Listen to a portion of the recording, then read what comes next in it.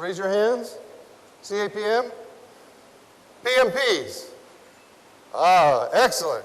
How many just recently received their PMP?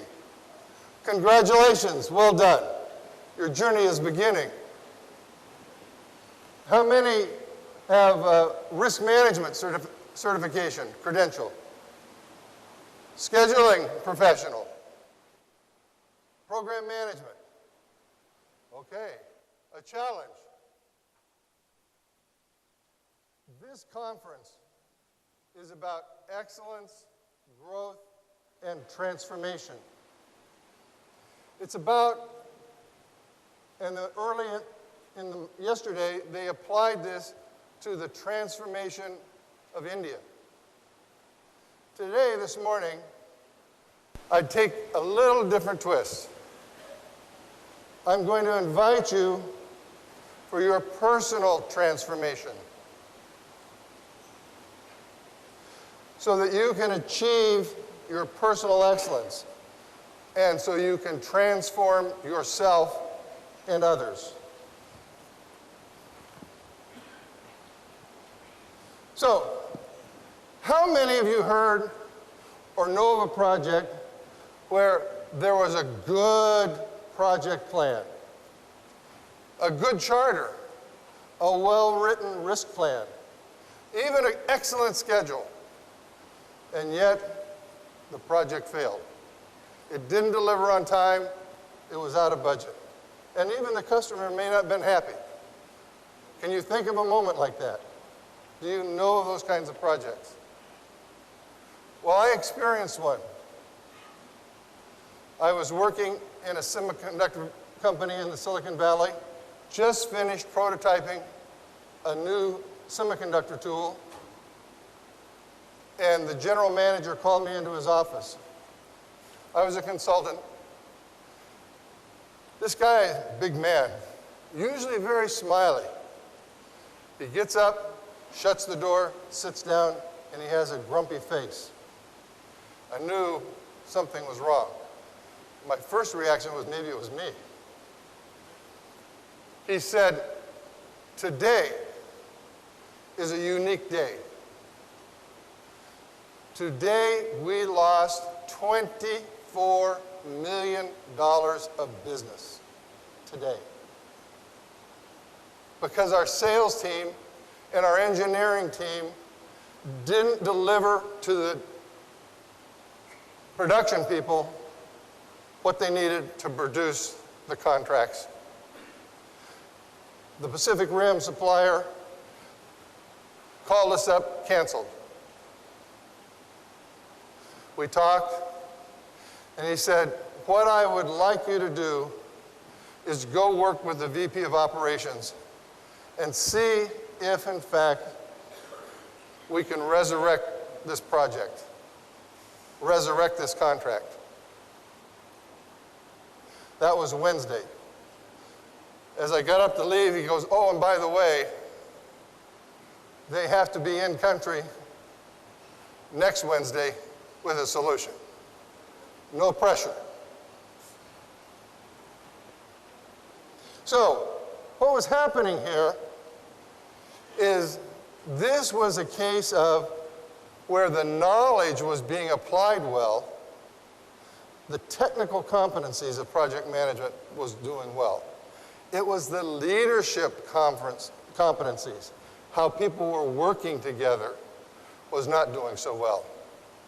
And this is what I want to talk with you today, is what do we need to do differently for those leadership competencies to be accelerated and transform the organization. So, okay, I need to get the monitor up here. Oh, okay, now I'm not confused. Thank you. So, I'm going to quickly, actually today is going to be a drink from a fire hose. This is an intense seminar, mostly because I'm intense. But I'll speak quickly, and then afterwards I'll be glad to talk with you at any time for the remainder of the conference. So I want to talk quickly about the leadership management perspective, the framework for speaking the language of leadership, and then specifically 3 influence skills.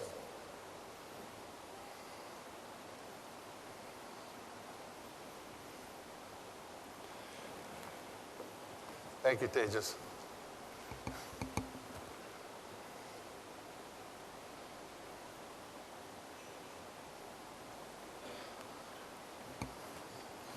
So, as project managers, we are in the company or in our organization because of our technical competency. So we can deliver results. There's another aspect.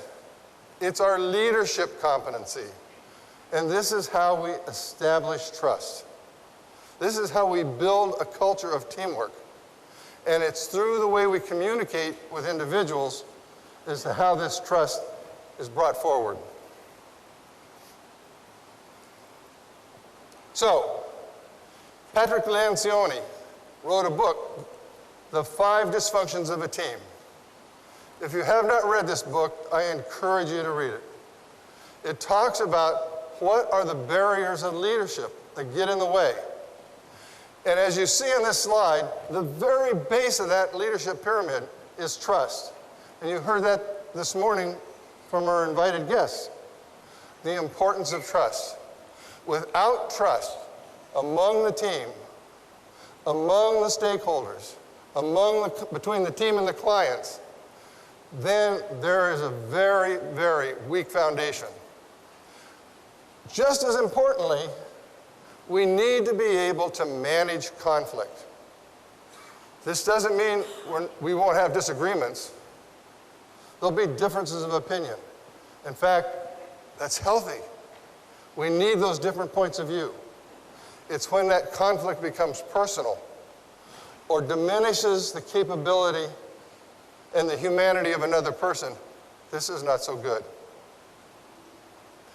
With trust, with that ability to have those open, passionate conversations, then we can achieve commitment.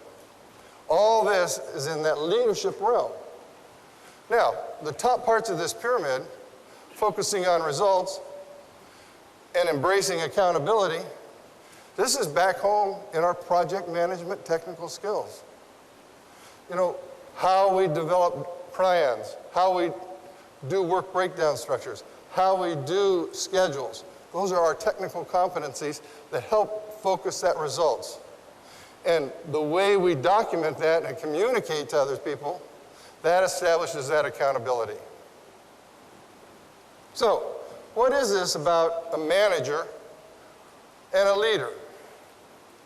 Well, the key thing with a manager is it is hierarchical based. It's organizational based. It is based on positional power. Their authority comes from their position in the organization, and they rely on controls to make things happen. And fundamentally, what they're doing is allocating resources, plan, organize, and direct the movement of resources. Where a leader, it's about influence. So what is this leadership? It is the ability to influence, motivate, and inspire others to produce results. This is what leadership is about. And in doing that, in the way we interact with other people, the way we treat them, that builds trust. So, what are the sources of influence? A man named Yuki studied this and has written numerous books. Typically, those sources of influence are around reward power and coercive power. The ability to give reward or punish if people don't comply. This kind of power is associated with a manager. It's very limited and very restrictive. There's a legitimate power, and this is because of your job description. Again, where you work in the organization, who you report to. There are two other powers that really come into play for us as project managers. And this is our expert power and our referent power.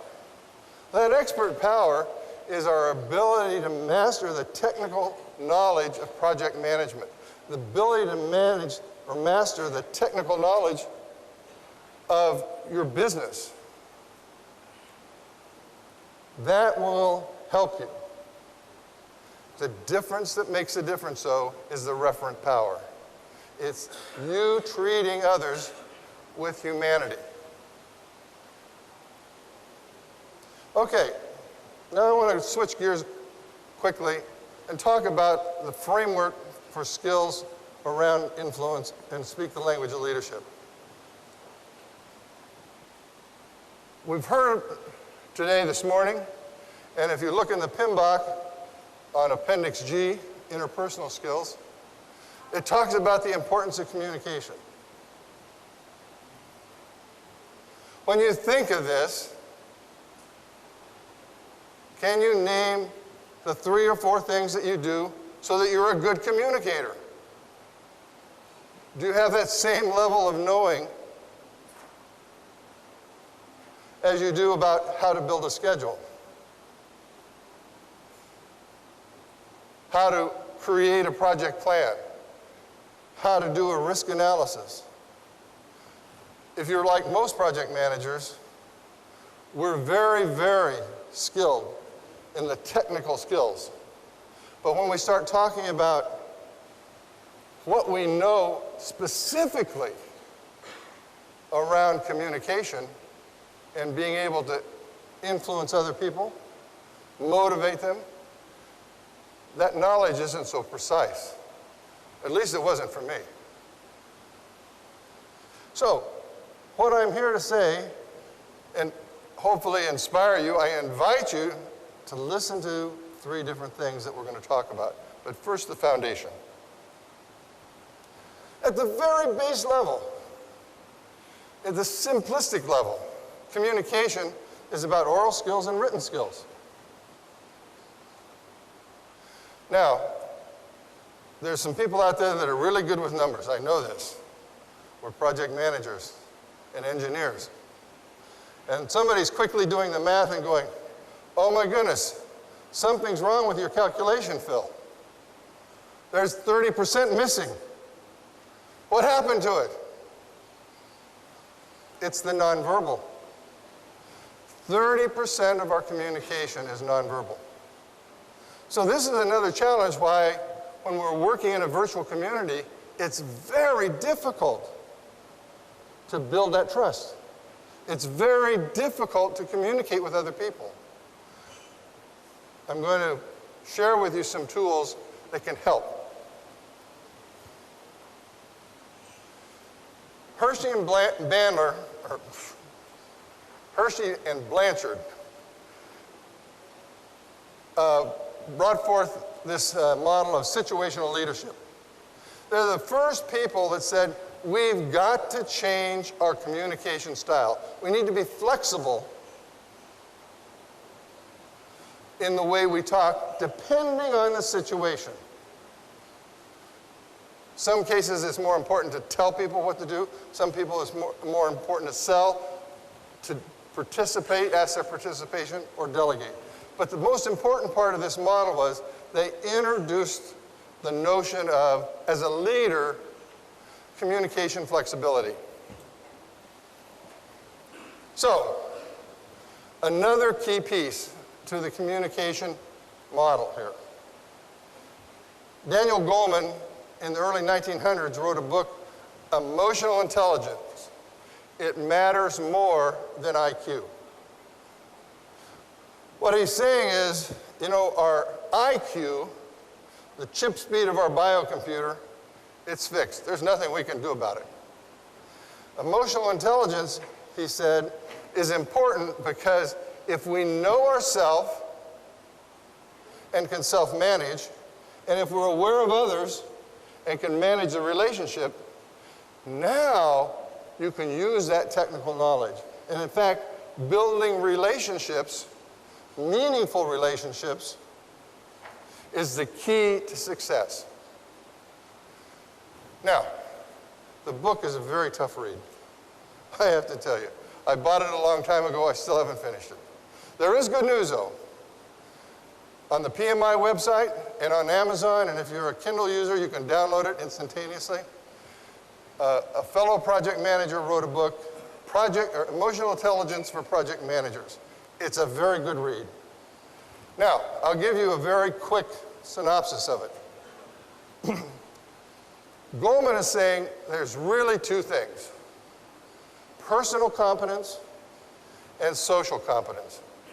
And in that personal competence, it's about the ability to know yourself and self-manage. Do you know your emotions? Do you know your behaviors? And can you keep yourself resourceful and at the top of your game? In terms of social competence, it's the ability to be aware of others. And I've changed this a little bit to honor others, to see them for who they are, and to use that information to manage relationships. Okay. Now, we're going to get into the heart of this. And this is going to be the speed course, okay? Because I got a bunch of slides, and I'm just going to go through them very quickly, and I look for other information, or talk to me. Because we're really compressed on time. Okay. So, the very foundational skill for influence is neuro-linguistic programming, NLP. How many people have heard of this? Okay, we've got quite a few. Excellent. This is the Reader's Digest Easy course. We calibrate to people. We pay attention to their faces. We pay attention to what they say and do. The problem is, most of the time, we don't know what to do with that information. So when you see this man, what's the emotion? Come on, what's the emotion? Happy, yes. Okay. When you see this man, what emotion do you read? He's disturbed. He may be upset. He's thinking. What about this woman? Sadness, yes. Oh, my favorite. What about this guy? Yeah, we know this guy. Okay.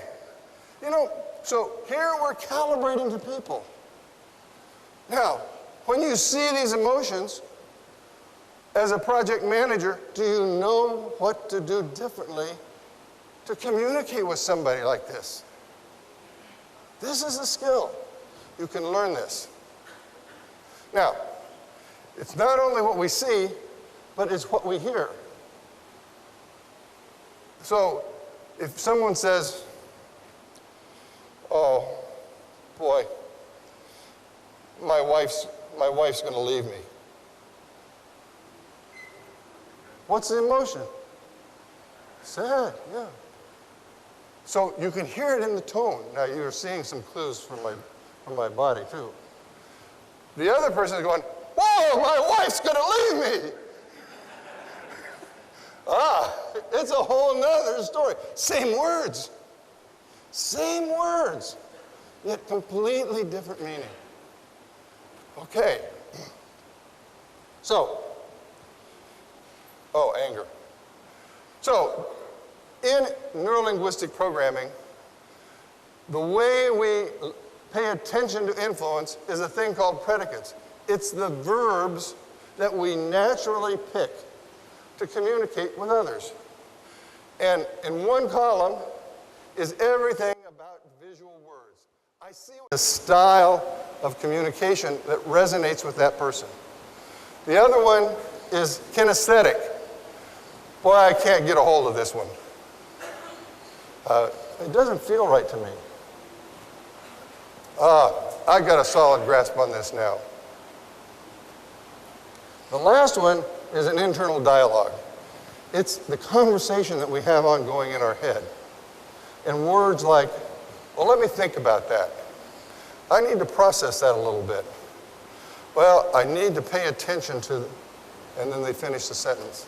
Those are indicators that that's information the way that person likes it.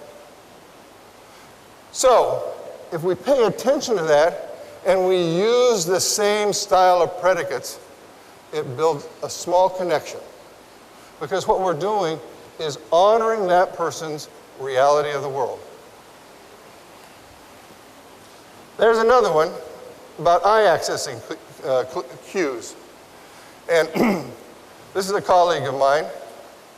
And this is the normal way she looks. And this is the first one of the handouts on the sheet. I do this so you can kind of see where her eyes are and what you can calibrate to her. Now you see the letters along the side.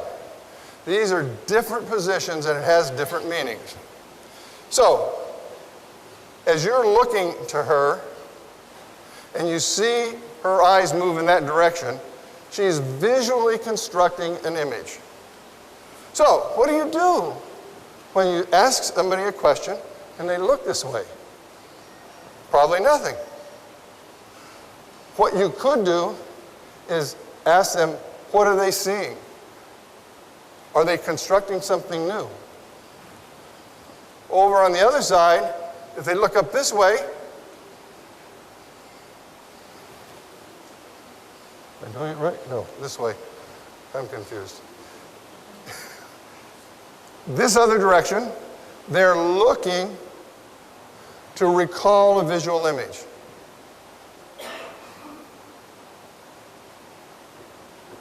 Oh. Thank you, Bill Gates.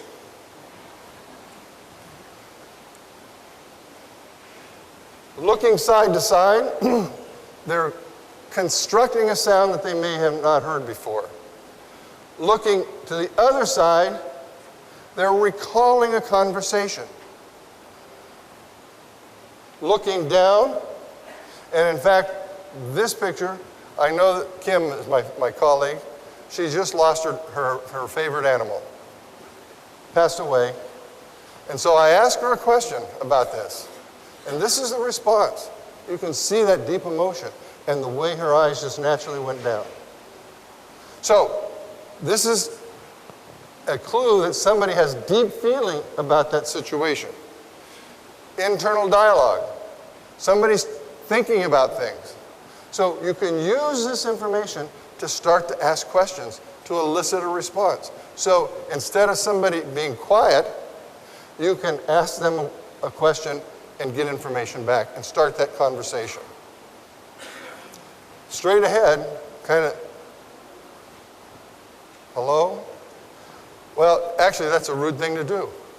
Because what's happening is they're seeing an image out in front. And if you wave your hand in front of that, it deletes that image and they have to start again. Okay, the last thing with neurolinguistic programming is called pace and lead. So pay attention to these different cues.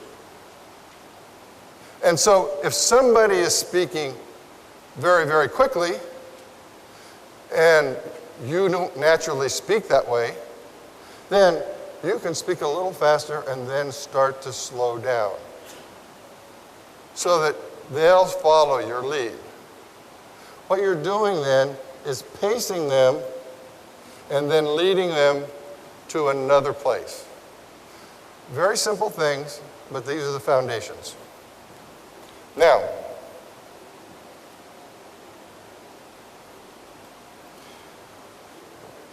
we're going to move to the next set. And this is the DISC. How many people know about Myers-Briggs? Quite a few. How many people know about SDI? Okay, a few more. How many people know anything about DISC? D-I-S-C?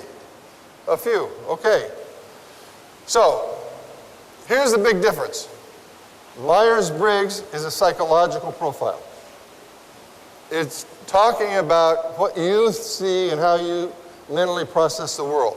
It's very good as a personal insight. A little more difficult to use to communicate with other people. The DISC is a behavioral profile. And it talks about the 4 primary communication styles that are prevalent in the human condition. And it doesn't make any difference where you're from. These styles exist. There are some differences in pace, and we'll talk about that a little bit later. So, quickly, take a look at these animals. One of those animals probably resonates with you a little more than another. Just write it down or remember it, and I'll talk to you about it in a moment. So, there are 4 patterns of communication. And I'm going to go through each one of the patterns. The first one is the D, the driver or dominance. This person, their preferred style of communication is to put energy into problem solving. Everything's a problem and they're going to solve it. Okay? The next one is I, the influencer, or the socializer. These are people that like working together, like a team around them. They're very optimistic. They're oriented to results also. Then there's the S, the stable, steady, status quo people. They're the relators. They're the consummate team players. And they look to quality and they look to building teams. And then there's the C, the conscientious or compliant person who's a deep thinker, is oriented to information and quality. So what happens here is those D's and I's, their primary orientation is around results. The S's and C's, their primary orientation is around quality. But there's some other things that happen. Those C's and D's are very task-oriented. A little bit different because the C is task-oriented to get results. Did I say C? The D is task-oriented to get results. The C is task-oriented to produce quality, okay? Now, the I and the S, there's a subcategory here. They're both people persons. So they both like people.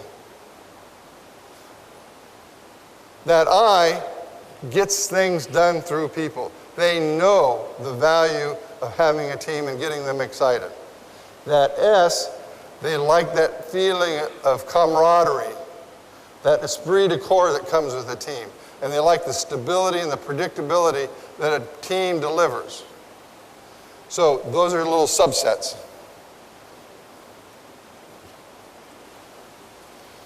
Okay, I'm going to quickly go through these.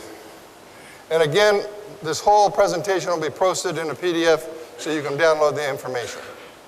So with a D, the trick here is, well, this is all good information. And, oh, by the way, these assessments can give you information about yourself.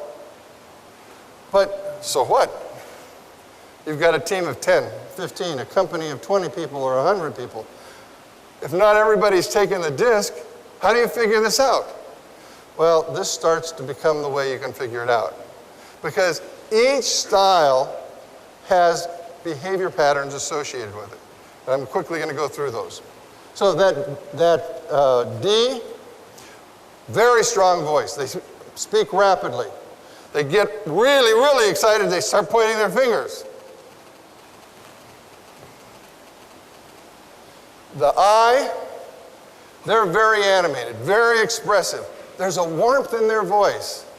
Their excitement about what they're doing. And sometimes there's a tendency when they're getting a little under a little pressure, they kind of ramble. And you want them to go, come on, get to the point. That S, they speak a little more slowly, a little more moderately in their tone.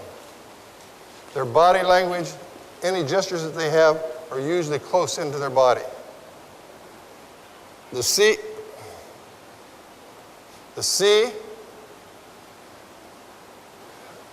usually speaks in a monotone, very, very quiet, chooses their words carefully, because quality of the information is very important to them. Hardly any hand gestures. Okay. I call this slide the slippery, slidey slope. And this should be on your handouts here too. What happens here is at the top of the game, each one of these communication styles has some attributes that really make them invaluable to the team. The problem is, under pressure, the overabundance of that strength becomes a weakness. And lo and behold, look what happens down here at the bottom of this. So where somebody was seen as pioneering and assertive, all of a sudden they're abrasive and controlling and opinionated. Over here, precision becomes perfectionism. That overabundance of the strength, pushing on it too hard becomes a weakness. So, this slide, this moment, is right to the heart of Goldman. Because each one of us have a preferred style. Now, if you pick the lion, your preferred style most likely is a D. If you picked the porpoise, your preferred style most likely is an I. The koala bear, an S, and the fox, a C. Now, I don't know this for sure. It's not perfect. The only way you're really going to know is with one of these assessments. But chances are. So what happens here is that the key to being a successful leader is knowing yourself. So that when you're at the top of your game and something happens where that tension builds and you start to go down that slippery, slidey slope to these kinds of behaviors, you catch yourself. You have an exit strategy, so you go back to the top of your game. Sometimes that may be just to excuse yourself from a meeting. Sometimes it's just to stand up, do something different. But figure out that strategy. Because as a leader, your leadership by example sets the pace. And what happens with this is if you go down your slippery, slidey slope, it's like putting a big fish hook on the nylon line and swinging it around your head. And you snag somebody. I guarantee you, you'll catch them. And you will take them with you. This is not good. Same thing happens the other way. If we aren't aware of the preferred style of somebody else, and they go down their slippery, slidey slope, unbeknownst to us, they can snag us and take us down too. So as a leader, knowing how to identify the style and knowing how to develop strategies to communicate with other styles with precision is really key. Okay.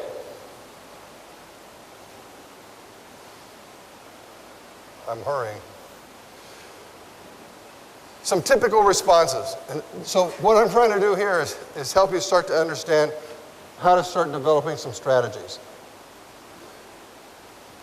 On the quality side of the world, somebody that's a C or an S orientation, typically they're introverted. And they're looking for quality. They want facts and logic. They're a little more cautious and reserved. They're patient and they're very measured about moving forward. So those are ways that we can spot those S's and C's. The D and I, they're extroverted. They're results-oriented. They have an opinion on everything. There may not be facts to back it up, but they have an opinion. They're risky people. It seems to S's and C's, they're crazy. They're really risk takers. But in fact, they're over here, well, sometimes just blindly not paying attention to the facts. That's why they need S's and C's on the team. Okay, so what do we do about generating strategies?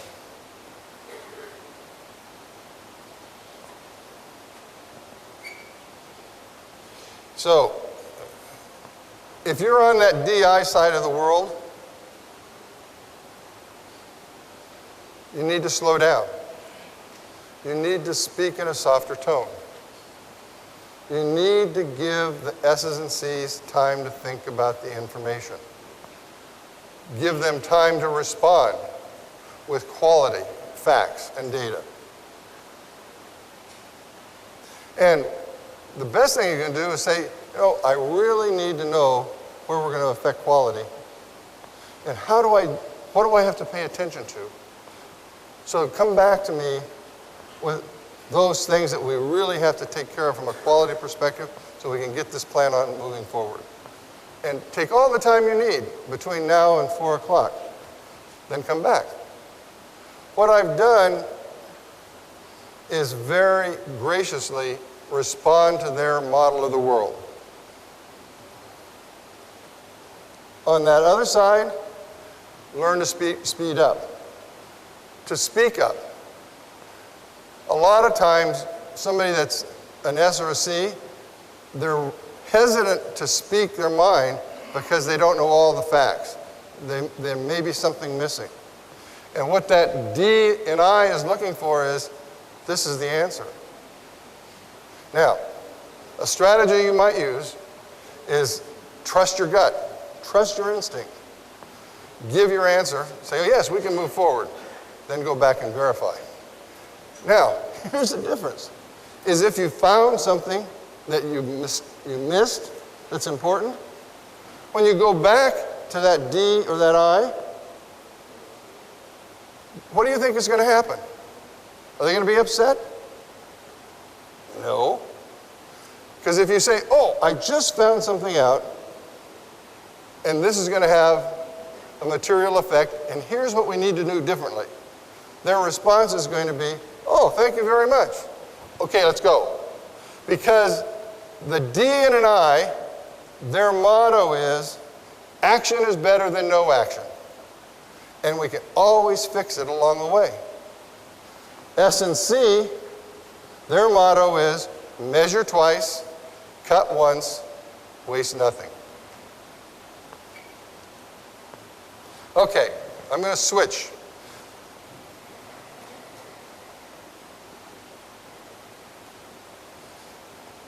Before I switch, though, I want to bring you up to speed about what happened with our sales team and the engineers.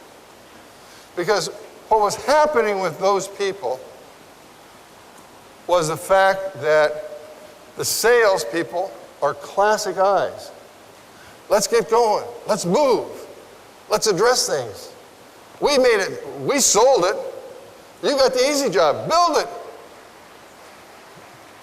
And the engineers are going, oh man, those salespeople, they're nothing but schmoozers. You know, they'll do anything to get the customer to sign on the paper. And so that friction started to build because those different communication styles started to build barriers between them. It wasn't until we started to understand that and starting to work on specific things about building a schedule, getting those requirements clear, and sitting down and truly understanding each other and communicating, were we able to make progress. Okay. The last tool that I'm going to talk about is from Arbinger. And it's a relatively new technology. Started around 2002. And in fact, leadership and self-deception is one of the giveaways for this session. And I'll quickly go over this. The technical capability that we have is all about what we know and what we do. It's about behaviors.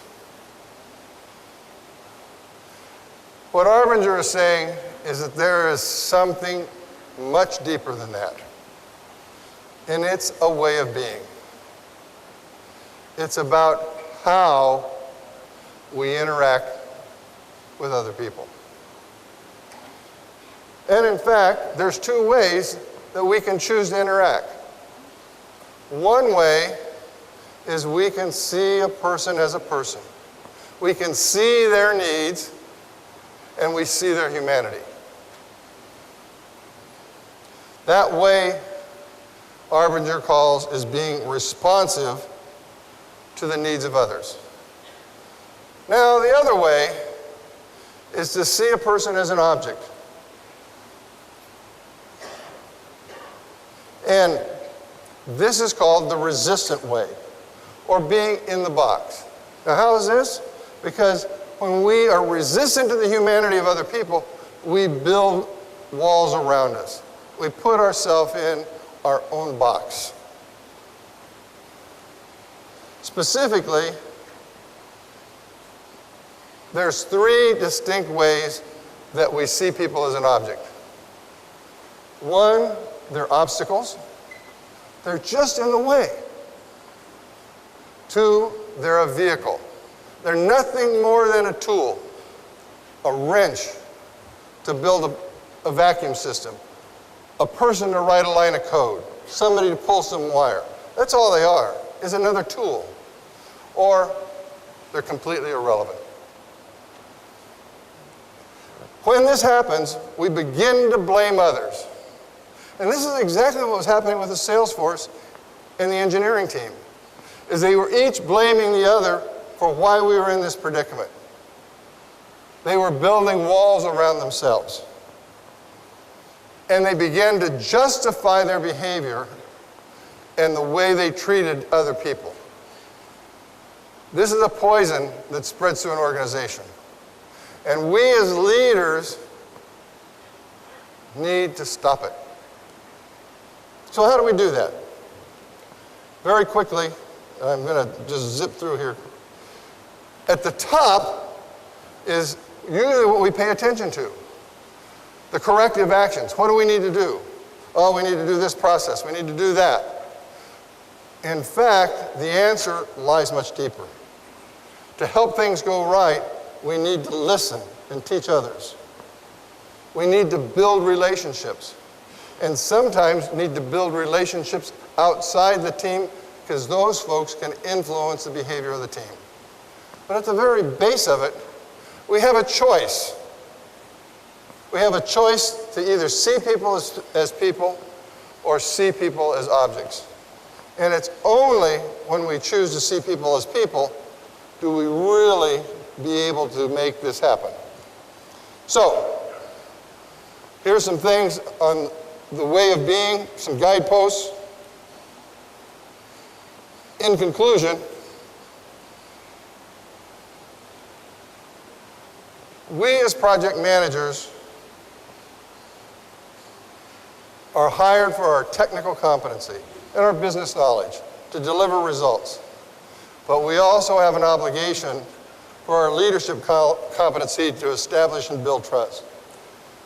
It is a balance of results and trust, of what and how, of style awareness and flexibility. This is how we build trust. Because transformation requires trust. And with that, we can, as leaders, unleash the genius of the people working with us and transform ordinary people to do extraordinary things. So, on your journey as a project manager, Build your technical knowledge. Earn your other credentials. Build your leadership competency, because it is a choice.